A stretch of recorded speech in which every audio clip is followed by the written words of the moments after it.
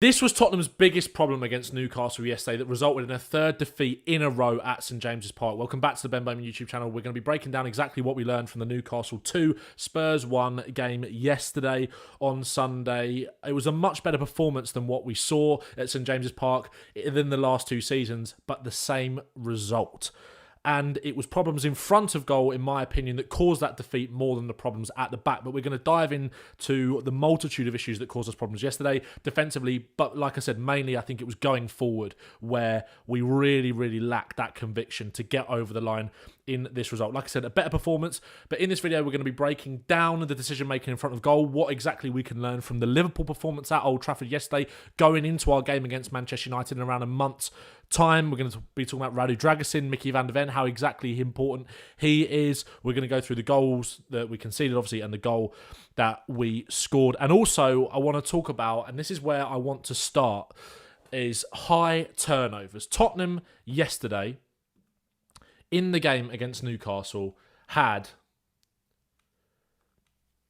15 high turnovers. 15 high turnovers in the game against Newcastle at St James's Park yesterday, meaning we won the ball back in the opposition half. 2 of those resulting in a shot. Our pressing game out of possession worked really well. It was a much better, improved performance than what we saw at St James's Park last season. And you could argue that we were unlucky to come away without a result, but we've only got ourselves to blame because we didn't make the most of these situations. And exactly where I want to start going on from this is I want to talk about Liverpool yesterday and the difference between Tottenham and Liverpool. Liverpool, obviously, under Arne Slot, new era, new coach to the Premier League, someone who was obviously linked with the Spurs job. And I've seen a lot of reactionary, kind of inflammatory comments about, you know, the fact that we would be better under Slot and he's the man we should have hired. Look, there's no point discussing any of that, right? There's no point discussing any of that. That defeat for me yesterday was not on Ange Postecoglou at all. Not on the way that we played, not on the way that we set up, nothing like that. It was down to our lack of conviction in front of goal and our lack of conviction in our defensive game as well in some areas. But I want to talk about Liverpool yesterday because all 3 of their goals, it's very funny, right? Just before I was coming onto stream, I was preparing these screenshots. I was going through the Liverpool goals yesterday, and someone tweeted me this. As soon as I put a tweet out saying that I was going live, my response was this. And let me just zoom in so it doesn't show the Liverpool goal. My response was this. All 3 of Liverpool's goals from high turnovers. We created more high turnovers and more dangerous situations than the one Liverpool scored from. It should have been an annihilation, and I couldn't agree more. Someone tweeted me that, and if you're in the chat now, you know who you are. Literally, as soon as I was, while I was preparing these screenshots, sorry, I can't get my words out today. First goal, poor pass from Casemiro. Obviously, the Spurs fans' point of view, it was nice to kind of revel in Manchester United's poor performance yesterday after a defeat from Spurs. It kind of brightened everything up a little bit, and Liverpool were great to watch, and I think will be a real threat this season. But the difference between Tottenham and Spurs and Manchester City and Arsenal is that conviction in the final third. That's why there's that gap between those 3 teams and the rest. Even Aston Villa potentially as well. They have that more than us right now, and obviously the fact that we haven't got a proper striker at the moment in Dom Solanke in terms of him being out injured. And we'll talk about that as well because I think there was a massive gap kind of filled by his absence yesterday. We really needed him and really missed him, even though we played well, I thought, going forward. But Liverpool's goals, Ryan Gravenberch wins it back. Decision-making, people getting into the back post, converting the chances. But again, Luis Diaz robbing Casemiro over there. McAllister, quick pass into Diaz. Let me just hide myself here. Salah, brilliant ball into Diaz. Fantastic finish. Again, McAllister robs it off of Mainu. And look again at the players they've got springing forward. Tottenham created as good opportunities as this yesterday to score against Newcastle. But we didn't take them. And that was the problem. That lack of conviction in the final third is what cost us yesterday. And there's been a lot of people that have kind of been frustrated a little bit with the transfer window and why we didn't go out and sign that kind of marquee winger, someone else that's going to help improve us in the final third in terms of that conviction. I understand that. I do understand that. I've seen a lot of people kind of even writing off people like Wilson Odobert after the performance yesterday, which I just think is nonsense. Obviously, he had a couple of chances yesterday and a couple of moments, and we'll talk about the chances that Spurs kind of spurned yesterday and that lack of conviction that we kind of showed. But it's not, we shouldn't be in a position where we're writing off some of these players. But I do think you can make the argument to suggest that we should have signed players maybe with a bit more conviction in those areas, more ready-made players Liverpool have got. If you are, as there's a comment here from Jay Andrews, says, look at the age profiles of Liverpool's attackers and Spurs attackers and you see the difference. Absolutely. Look, Liverpool, despite the fact that Arne Slot is new to the Premier League, the reason that he's been able to kind of come in and make this immediate impact is because you have got, look at that front three, Luis Diaz, Mo Salah and Diogo Jota. That is absolutely devastating, and they are experienced players in the Premier League. So that is what I want Spurs to be in the next couple of years. I'm not one of these fans that expects us to be in a title race, to be challenging with the likes of Liverpool, Man City and Arsenal right now. I think on a one-off game, I definitely think we can, beat one of those teams. Obviously, we've got Arsenal up next.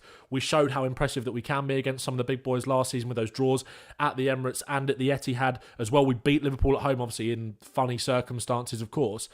But in one-off games, of course, I think we can kill these teams. And I think we're going to Man United in a few weeks' time. And when you look at this, and you look at the way that Liverpool play in terms of their press, Spurs were doing exactly that yesterday. Like I said, if you go back to this, 15 high turnovers with only 2 resulting to a shot, that is something that has got to improve by the time we go to... It's got to improve ASAP. Arsenal, Brentford are the next 2 games. But when you go to Manchester United, there is a real chance for points to be taken off of them because they're so unconvincing. And I want to talk about Man United in terms of this paradox of pressing high and also dropping so deep when you defend. And I'll come back on and talk about that when we get to Spurs' high line, because I want to get onto that. But I want to have a chat about what some of you guys think as well. But I want to talk about a lack of conviction in front of goal and the decision making. El Dante says, I enjoyed our high press and high turnovers. Me too, mate. Horsebox says, ideally Son and Solanke start for us. They can take their chances. Absolutely. And look, Sonny was playing. I thought Sonny actually played quite well in the first half when he was out on the left.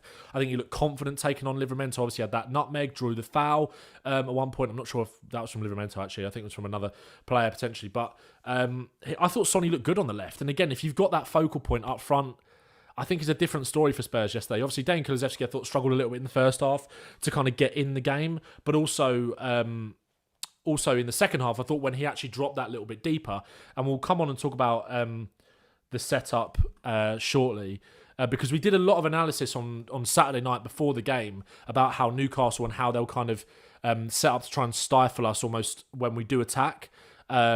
And they did exactly that yesterday, but I thought Spurs were able to deal with it a lot better, but we still did get caught on transition like we did last year for the second goal. But again, we'll come on and talk about that a little bit later on. Matthew Capola says, that's the thing, we're in a full rebuild and making progress. I don't understand the panic. Solanke plays yesterday and feel like we get another goal at least. I agree with you, mate. Look, I understand. Again, it's a funny situation at the moment because I do understand the frustrations of certain fans. I do get that because ultimately, as a football fan, it's hard to always look forward kind of into the future and be like, well, we want to see improvements now. And I think we are seeing improvements. Like, if you look towards, and I'm going to shout out Travis from Lily White Lab for this. I'm pinching his tweet, but he kind of brought it to all of our attention. And you look at the kind of the difference in performance from when we went there last year. We had actually slightly less possession than we did at St James's Park last season. We had more shots. We had nearly 50 touches in the opposition box, 58 final third entries. We won the ball back in the opposition third 15 times, as I mentioned with that graphic before, and we played 42% of the game in their final third. So it was a notable improvement on last year. Like I said, it just comes down to that lack of conviction in our attack right now. But again, like I said, when Solanke comes back into the team, I think it's a different story. I do think it's a different story. But we have seen familiar patterns in the last couple of games. And obviously Solanke was on the pitch in that Leicester game. The most touches in the opponent box by a team in the Premier League, in a game in the Premier League this season. Spurs against Leicester and Spurs against Newcastle, 2 games in the top 5 for us, and we didn't win either of those games. Obviously, Solanke's, it was his first game against Leicester. You've got to cut him a bit of slack. He had a few chances, but he definitely, he gave us a notable presence up there. And I think with the chances that would have fallen to him yesterday, I think we win that game 100%. Tottenham are the first team as well this season to have 20 plus shots in the game and lose. And like I said, I just think a lot of it kind of comes down to that decision making. This is the thumbnail. Obviously, I used this example on the thumbnail for the video. I couldn't. There was a compilation that I took this from that actually got taken down. So I was trying to watch the game back and find the build up to this. But I've got the screenshots here from what I sent when we did the thumbnail. Sonny here. He's got to get his head up, in my opinion. He makes a brilliant run that kind of driving at the Newcastle defence. Brennan Johnson, who we're going to talk about a bit more, had a brilliant impact when he came on. I think this is just before the Odebear substitution for Werner. Drives at the heart of that Newcastle defence. He's got to get his head up and play it to Sonny there, into Johnson there. Instead, he carries on his run and tries to get a shot off at the goalkeeper when you've got 2 or 3 Newcastle players that are lining up to block that. We'll go through all the Spurs kind of chances now. Kulusevski here, who I thought, like I said, had a really good impact on the game when he dropped deeper. I thought he was good. But again, there was a moment towards the end of the game where his decision-making really, really let us down. It reminded me of a moment last season when we played West Ham away and we had a counter-attack in the last minute of the game and we played totally the wrong pass. Kulusevski drives forward here, drives into the space, which I really like, gets out to Johnson, deflects across to the back post. And one thing I was critical of Odebear with, and so was the co-commentator yesterday, was when Johnson came on, we were able to really create dangerous opportunities down this right-hand side, but we didn't have players gambling at the back post to get in there. And the one time Odebear did, obviously, he makes a bit of a mess of the finish, but it wasn't a difficult one. Maybe he could have gone with his head there. Again, with Odebear, I thought there was definitely bright sparks with him yesterday on that right-hand side. I do think he adds a different dynamic to our attack. I liked what I saw from him overall, but maybe he could be a little bit braver in certain situations. But again, he's 19 years old, and I think that will definitely come. Again, he's obviously being trusted by the manager, being given opportunities. But this one obviously didn't take yesterday. But it was good in that example to see our players actually gambling, because there are plenty of examples where we didn't. This was the chance at the end of the game I was just talking about. Kulusevski fires it into Bentancur. His pass is intercepted by Byrne, but it comes back to Kulusevski, and he drives forward with it here. And again, Brennan Johnson, who was brilliant in that second half, you've got Johnson there. You can just play that easy pass to slip him in, where you've actually got runners into the box. These are the situations that Brennan Johnson is made for, you know. And you don't slip him on. You try that Hollywood pass to Son or Werner. That is the perfect opportunity to slip it into Johnson, to create that kind of cutback or low ball across the box that Johnson kind of thrives in those situations. And, you know, people are critical for Johnson. I want to put up a tweet from yesterday, actually, because I think there was a moment where Johnson fired the ball low into the box that some fans weren't happy with, because it's almost like he did it on instinct and there was no one there. Let's pull this up now. This tweet here, does BJ, I mean, when we're doing this about our own players, I think the kind of the witch hunt around Brennan Johnson, despite the fact that I don't think he started the season the best at all, even look up before he crosses the ball, Johnson does the right thing there, in my opinion. You need to have Sonny peeling towards the 6-yard box, and you need to have Timo Werner or Odebear, I can't actually remember who was on the pitch at this time, getting in there and gambling on it. I tweeted this, and I'm sure you guys have seen the video of Ryan Mason where he's kind of explaining pitch geography and what that means in Spurs training in another video. I said you can't blame this on Johnson. It's on Sonny and mainly Werner or Odebear. Like I said, couldn't remember who was on the pitch at the time. To get into the right areas. Ryan Mason talks about pitch geography. The lines and the areas on the pitch do not move. So it's Johnson's responsibility to put that ball in the right area, and it's down to the other winger to get into that position. It's not going to happen every time, of course, and I get why it comes across as aimlessly smashing the ball across, but in my opinion, Johnson doesn't do anything wrong there. And I think when you've got Johnson countlessly getting himself into these situations where at this moment in the game, in the last minute where you can go and grab a draw, where you actually have got Sonny and Werner looking like they're making the right action or right run towards the goal, to not use Johnson in that instance, I thought that was infuriating from Kulusevski in that moment. But again, like I said, I don't want to come on here and just slag everyone off and say that we were rubbish and, you know, things are, you know, taking a turn and I'm turning on Ange and all this kind of stuff. But that, like I said, that's why for me, that defeat yesterday, Ange Postecoglou, in my opinion, coached a win at Newcastle yesterday. And you can see why he's getting frustrated. Look, Spurs have to have more conviction in their defending, which we'll come on to talk about. But when you're getting these situations, when you're getting to these situations in so many instances and your attackers are making the wrong decision, it must be incredibly infuriating for the manager. But like I said, it makes a poor pass. Again, high turnovers here. Johnson, brilliant, wins the ball back, runs. And this is what I love from Brennan Johnson yesterday, because I think he did a lot of the things that Spurs fans have actually been quite critical of him for. He draws, I can't remember if this is Lewis Hall on the pitch at the moment or or not, whether that's Anthony Gordon, draws him in and goes round him. And look at the space again there. This one's unlucky. Look, Sonny's in the right position at that moment, but it's a good bit of defending. What I did like was Spurs taking pop shots from the edge of the box when you've got the quality of James Maddison. I think Pedro Porro had the most amount of shots in the game yesterday. And one thing, and again, I believe if Travis is here, I pulled up his tweet earlier in the stream. Lily White Lab do some great work, so make sure to go and follow them. I remember they wrote a thread, I can't remember whether it was last season and they brought it back up again this year, about Spurs need to take more long shots. Spurs need to take more shots from outside the box. When you've got the quality of James Maddison, who forces a really good save here from Nick Pope, and again, Pedro Porro, who again forces a save from Nick Pope. This was at the moment where we were putting them under a lot of pressure, Newcastle. That was really pleasing to see yesterday. Pat Matassar had a few as well in that first half. Again, one of them straight at the goalkeeper. I think he had one save tip round the post. Spurs need to do that because it is hard to break down low blocks. Right, let's go to their tactics board because I want to talk about Newcastle's setup. And you guys who watch the stream will know what I'm talking about here when we did this stream on Saturday. When Newcastle were defending, they go into kind of a 5-4-1. A lot of the time, Joelinton kind of tucking in, or maybe it was Longstaff actually kind of tucking in there to make it a 5, and then Kelly and Byrne kind of come central. You've got Guimaraes and Joelinton, and you've got Barnes, who is tucking in really narrow, along with Gordon, who's tucking in really narrow, and Isak high up as that focal point, which means they can spring forward on the counter-attack. So when Spurs kind of get themselves in these positions, it's hard to break down a team like that. Of course it is. So that's why you want Spurs to take more chances like that from the edge of the box. And look, Pope pulls off for kind of a few really decent saves. But that is a really hard kind of block to break down. But when Newcastle do step in, if a defender steps out to win the ball back, Newcastle can spring forward with Gordon and Barnes. And they did that a few times yesterday. But they didn't hurt us as much as they did last year. And I think Spurs were better set up defensively to handle it. Again, the high line, which we'll come on and talk about. But I think that's why. I think that's why I was glad to see Spurs taking more kind of risks or chances with those shots from outside the box. Because if you go to the goal, which that actually did come from, it's a powder puff piece of goalkeeping from Nick Pope, and you never know what's going to happen. Look, if I just move my camera there so you can kind of see the full shot.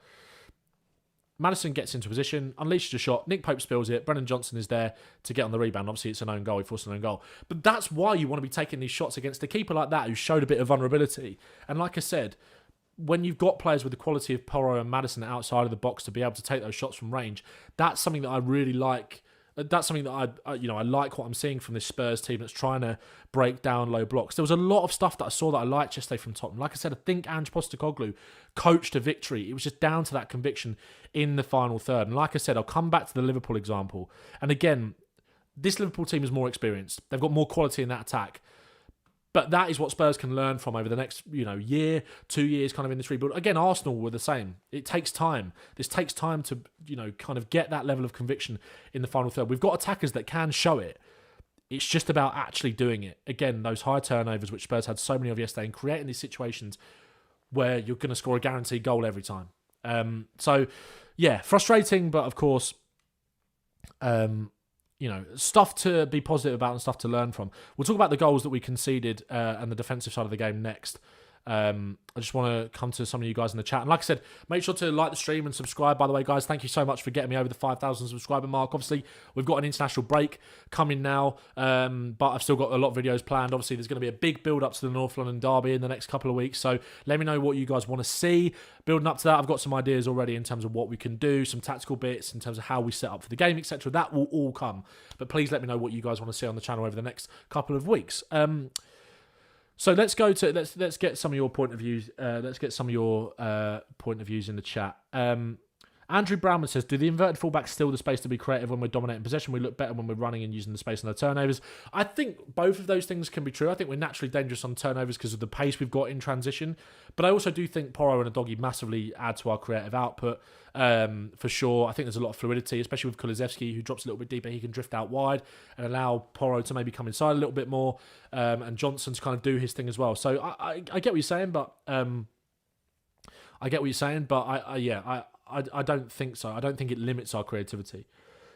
Mud FC says, yeah, right, no chance we beat Arsenal playing like that. Look, I think we'll create chances against Arsenal. Obviously, they haven't got Declan Rice, which someone brings up in the stream here. Jan Yanis says, without Declan Rice, I want to see Madison, Kulusevski in midfield and Son, Solanke and Odegaard up front versus Arsenal. I would like to see that as well, but again, it's going to be, I think you do naturally have to be maybe a little bit more cautious, but again, this is Ange Postecoglou. I don't think, maybe he won't see it that way. Maybe we'll smell a bit of blood, but I do worry about, because again, Arsenal are so much more mature in their development tactically than where we are now, despite the fact I think the signs are good. And like I said, in attack, I think Harry Brooks said it on Twitter yesterday. He was getting asked about the game. He said, Spurs get into superb areas, varied with variance and consistency. There's just not enough quality when it comes to the crucial moments. And again, if Newcastle are giving you the chances that they gave you yesterday, maybe without Declan Rice, I think we have seen a little bit of a vulnerability in Arsenal's play so far this season, despite the fact they have looked good. There will be chances for Spurs, but again, hopefully with Solanke back and Sonny playing out wide, we will get into positions where we were able to punish them, or certain situations where we're able to punish them with that added bit of quality. Sam Cornish, how you doing, mate? I hope you made it back all right. It says Basuma, Bentancur and Kulusevski in midfield. Matthew Capola says Doggy isn't back to his level from last season yet. Disappointed, but I feel like we'll turn it around. Yeah, I agree. I do agree. Look, you've got to remember he's had a long layoff as well, and I think it comes to maybe a little bit of kind of mental fatigue, and we'll talk about that when it comes to the second goal. Obviously, hopefully we'll have Van der Ven back as well for that North London derby. But let's talk about the Newcastle goals then. Romero obviously goes. I think it starts from a Newcastle set piece. We deal with it quite well, and that was one of the things yesterday. A lot of those numbers that went against us away at Newcastle last season, I think we actually flipped and reversed it quite nicely. Like, they had a lot of set pieces last year, which they caused us a lot of problems from. They didn't this year. We had a lot of set pieces, which I actually think we posed them a decent threat from, to be honest. I actually think we have seen a bit of an improvement in our defensive set piece game and our attacking set piece game as well. And I think we saw that yesterday. But again, I think Romero goes searching for the ball, which I don't mind that at all. Him going out and pressing that. Ball goes out for a throw-in. Spurs just switch off a little bit, which again is poor. And again, a lot of people blaming this on Romero. And look, you guys know how much I love Christian Romero, and I don't want to devoid him of any blame, because I think he definitely sees what's happening here and can make that dart back to get to Harvey Barnes. But you've also got a Doggy and Porro there and Odegaard who can also try and shut that down that danger. Look, it's a great finish from Barnes. It's obviously a frustrating goal to concede, because I think we've done really well and we got on top of them again. This is one of those things, again, microcosm of the Leicester game in both halves here, where we get on top. We had that period after the official got injured. The Spurs had that period of dominance, and then they go and score a goal like this, which is preventable and it's soft. It's just so frustrating. And then we'll come to the second goal here. Actually, before we do that, I want to talk about Radu Dragusin and kind of this high line for Spurs. I thought Dragusin did really well yesterday, but we'll come on and talk about why he did play a part in that goal, unfortunately. Ball down the line here from Livramento. Let me just move this across, sorry. You can see Romero on the halfway line. Obviously, Isak can't be offside because he's in his own half. Dragusin steps up. Romero drops deep. Romero did get done in the channel a few times yesterday, but naturally he hasn't got that pace of Van der Ven. Dragusin here does so well to get back. He does so well to get back and make that tackle. But again, Spurs naturally with the high line. And I want to talk about this because I made a TikTok video this morning because I've seen a lot of people saying that Ange should almost abandon the high line. And that's why I want to come back and talk about Man United as well, because I don't want to steal all of his points, but Travis Levison made a really good point on Twitter today about the high line, and it comes back to this Man United Liverpool game yesterday. Because if you look here at Man United, if I just get rid of myself, Liverpool were able to turn the ball over really well because they press high, right? They press high. Let me see if I can just move that screenshot across. You can't quite see it here, but United are defending so deep, and you're just allowing those runners that Liverpool have got to attack with such devastation and cause those moments. You can't press high and defend deep because you leave so much space in your midfield. They don't go hand in hand. You need to press high and play with that high line. Like I said, Aston Villa play with a very high line. Manchester City play with a very high line. Liverpool play with a very high line. Those teams are going to leave themselves vulnerable in transition. We actually saw that with Man City against West Ham. West Ham looked really dangerous on the counter-attack on Saturday. But because Man City have got so much more conviction when they go forward, they're able to get themselves in positions in games where they go 1-0 up, and they're able to just calm things down and then control and dictate the game from there. They get the second goal as well. That's what Arsenal have been so great at in the past, going 1-0, 2-0, and then they can sort of just control the game that little bit better from there and not allow teams back into it. Whereas Spurs are just not showing enough conviction in the final third at the moment. But they go hand in hand in terms of pressing high and playing with that high line. And we'll come back to the goal here. Maddison, Spurs are pressing high, and I come back to those high turnovers. We did that really well yesterday, but didn't make the most of them. Again, I'm not going to put too much blame on Maddison here for this, because Joelinton is a very strong midfielder, and he kind of gets muscled off of it. And then it's one pass that is just our undoing. This screenshot is just before Joelinton kicks the ball. Romero steps up. Porro is in line with Romero. Udogie is in line with Romero as well, but Dragusin drops that little bit deeper. When the ball is actually kicked, Udogie is probably just about playing Murphy offside as well. But Dragusin goes with Isak and plays Murphy onside. And look, I don't want to have a bad word said about Dragusin yesterday, because I thought he actually had a really good performance. But this, I think, and again, I thought Jackie Nicout made a really good point about this on Twitter earlier, and it's something that you can only really see when the dust settles, because look, this is an ugly goal to concede, right?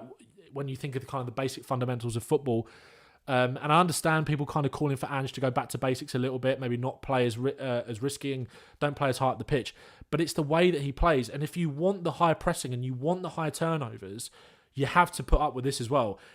If Van der Ven's on the pitch, we don't concede from this. Because Van der Ven has got the game smarts and the experience under Postecoglou to hold the line with Romero and not drop. Dragusin has only played about 10 games in the system. So naturally, as a defender, he kind of wants to go with Isak because that threat in behind is there. And obviously, plays Murphy on side and he squares it for Isak, and we know what's happening. Look, it's an ugly goal to concede, it really is, because no one wants to see one pass like that cut through your midfield. And it's a preventable goal. But I do just think if Mickey Van der Ven is on that pitch, I don't think that goal goes in. One, because say for example, he is just about offside, but they leave the flag down because that's what linos are instructed to do. Murphy goes for on goal. Van der Ven has also got the recovery pace to get back and maybe make a challenge there, which, to be fair, we saw with Dragusin that he does. But again, Van der Ven will be where Romero is, and Romero will be where Dragusin is. So Van der Ven can actually go with Murphy if you're putting Van der Ven in this exact scenario in terms of where he would be. But also, like I said, that awareness in terms of the high line, So I am. Chris from the UK there says, "Are you not worried that the system doesn't work without Van der Ven?" Yeah, I am, to be honest. But again, with Dragusin, with more game experience, with playing in the Europa League, etc., I think he'll have more awareness of maybe where to be. And again, there was a bit of a shift in the defence yesterday. And again, I come back to Udogie. Look, Udogie, I don't think has started the season on the best foot. I thought he had a good game against Everton, but a few defensive mistakes yesterday and against Leicester. But again, he's been out for such a long time, hardly had a pre-season. So I think Udogie will take a while to get kind of back up to the rhythm where we saw him last year. So yeah, look, it is an ugly goal to concede, and I'm not making excuses at all, because I was annoyed yesterday. I was annoyed after the game. I was annoyed that we conceded in that manner. I was annoyed that, again, when you come back to the statistics and the domination that we had in terms of possession, and the fact that it was the most amount of touches in an opponent box by a team in the Premier League game this season against Newcastle and then against Leicester as well. I am frustrated that we're not turning this dominance into results. That's really frustrating. It is really, really frustrating. 66% possession, like I said. 2 big chances, 20 shots, 12 corners, 500 passes. It's just, it is. Of course it's frustrating. Of course it is. But anyone that's calling kind of for change or anything like that now, I think is just crazy. I do think it's crazy. Let's go to some of your questions before we or your comments before we wrap up. Like, again, I know this is hard to do this after a defeat. I know, look, in terms of my point of view, you don't get as many people in here kind of wanting to talk about it, and it is hard to kind of come on here and talk about a loss, because you really don't want to be too negative, but also you do want to highlight what's going wrong at the moment with this team. But what I will say is that there are still a lot of reasons to be positive in terms of the way that we play, and it is going to take a while to get to where we want to be under Ange, and I just don't think maybe some people are as prepared for that as they should be, if I'm being honest. But like I said, I'm not going to, I put a tweet out yesterday that got a lot of interaction, and it got some interaction from, again, certain corners kind of this fan base online, in terms of, I do think people are almost I think there's people out there that are kind of wanting to be proven right about Ange and that they don't rate him and don't back him and are kind of using these defeats for fuel for that and just perfectly and use it perfectly kind of as a reason to ignore all the positives, because there were a lot of positives yesterday. And again, when you think of Richard with Solanke coming back for the North London derby, as Hanad says there, and Van der Ven coming back for the North London derby, this system can't work as well without those two players. And look, it's unfortunate that they've picked up injuries, but yeah, it's frustrated. I'm frustrated, but I think even after yesterday, even after defeat like that, there are positives to take, in my opinion. Travis, welcome, mate. I was talking about you before, and some of the things that you said on Twitter. I think you're spot on with a lot of it, mate. Football Lover says we were awful. We really weren't. We really weren't awful. We showed poor conviction, I thought, in the final third, but that is again something that can be improved upon. And again, like I said, I come back to this Liverpool side, and people are saying which clicking so quickly for Arne Slot, and again, it really is. But you look at the age profile, as someone highlighted earlier, of these attackers, the experience that they've got. You know, when they turn the ball over, just like we did yesterday, we had more threatening chances from turnovers than they did. It's just going to take that little bit of time. But we've got more than enough quality to, beat the teams that we should be beating. But it's again in these games, these big games like Newcastle away and potentially Arsenal as well, where those fine margins come into it, and it could be another defeat against Arsenal. But I really hope it isn't, and I think there are reasons to be positive going into that game. But yeah, let's kind of come to some of your comments. Bale W says part of Vicario looking shaky comes from static players without movement looking to receive the ball. I actually thought we played quite well, negated Newcastle's press out from the back quite well yesterday, a lot better than we did last year. I thought Basuma did well in that aspect as well. Geyser says some people are more bothered about being right rather than Ange doing well. I agree, mate. Edwin Nuck says, I feel like this fan base never gives a manager time to improve themselves. Travis, yeah, it's just sick of the instant desire to head straight for the extremities of sackings. Yeah, it's generally not even worth talking about anything like that. But we are all frustrated, but I think we're in a good place, and I think we're going in the right direction. But look, again, I do understand some of the negativity, but I just think going to that extreme is crazy. Sorry, Football Lover. Okay, fair enough, mate. Sorry, I didn't say. Sometimes with the comments, obviously, where other people's coming through, you kind of miss the context. But no, you are right, mate. Yeah. Guys, it says Newcastle one of the best attacking sides in the league. Disappointing to concede sloppy goals, but I can see us being much more solid this season. Van der Ven and Solanke were huge misses yesterday. I agree. I do agree, mate. And look, that's where we're going to leave it for today. We're going to be back. We're going to be back. Next time we do one of these, we're going to be talking about a North London derby. So prepare yourselves for that. Like I said, there's going to be a lot more content coming on the channel between now and then. Let me know in the comments, please, and in the chat now what you want to see over the next couple of weeks. I've got a few things in mind. There's going to be a video tomorrow where I'm going to be ranking every Premier League team's transfer window in a tier list, so that should be fun, a bit more light-hearted content. And, I think we all need this international break a little bit. It's been a long summer with the Euros and the transfer window, and with these first few games. But like I said, a lot of positives to take, a lot of things to work on, and we'll be fine. We will be fine. We will be fine. Okay, I promise you that we will be fine. I hope you're all good. I hope you have a good rest of your day. I hope you have a good week, and up the Spurs. Nice one. Thanks for watching, and make sure to subscribe.